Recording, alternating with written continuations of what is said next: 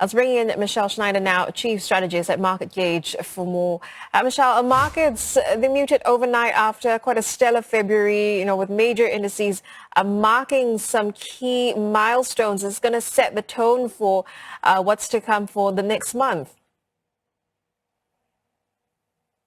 Well, statistically, February was supposed to be a bad month, and here we are going to conclude it this week. And it's not been a bad month. It's actually been a pretty good month. So really, the question right now is what would stop the train? Or is it that the train doesn't necessarily stop, pauses over a period of time, and where does the money rotate to? And I think that's the big question on everyone's mind. With PCE coming out, as you mentioned, it could be a little bit sticky, but so was CPI, so was PPI. So the real question is how sticky, and what happens in terms of the powder kegs around the market, weather, war, any other kinds of geopolitical concerns, supply chain, that then takes the trend and makes the inflation worse, which is forcing the Fed to possibly act. Right now, they're saying they're doing nothing, and the market likes that. Indeed.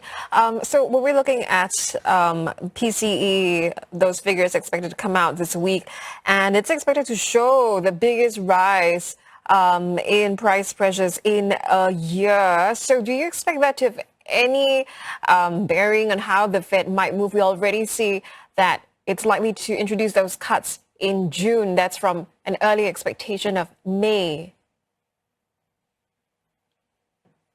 Well, the whole focus of people and investors praying that the Fed cuts rates may be actually a little bit misled, because you don't want them to have to get aggressive in cutting rates, because what that will send the signal to the market is that they've lost confidence in the economy and are potentially worried about a recession. So it's a real double-edged sword for the Fed, because they don't want to raise the rates, obviously, because you can see the damage in certain areas of the economy.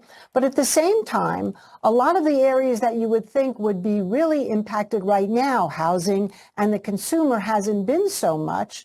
So it would really behoove the Fed to continue to pause until such time it was a trend that all of these inflation numbers were going up, or there was a trend that the economy was starting to feel the pressure in a real way from the rates where they are now, in which case they'd have to cut. They're in the best spot they can be in right now.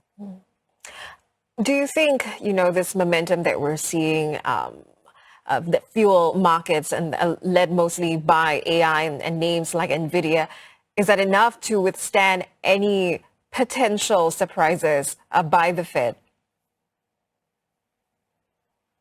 Well, nothing is really going to be able to withstand any kind of major surprise, but that's why I'm saying the Fed is in a really good spot, because doing nothing is no longer a surprise. The market is accepting that and saying, okay, fine. So we have rates up at these levels, but businesses are growing. Earnings season was better than expected. We have some retail names coming out, so that'll be very telling. If you look at the retail sector, that actually rallied today in the face of a little bit of a correction in some of the tech. So at this point, it would have to be a real liquidity crisis. And what would create a liquidity crisis would either be a sharp rise in inflation or a real fear of recession. And up until those 2 points, I think the market can continue to be on solid ground. All right, Michelle, appreciate your time this morning. Michelle Schneider, the Chief Strategist at Market Gauge.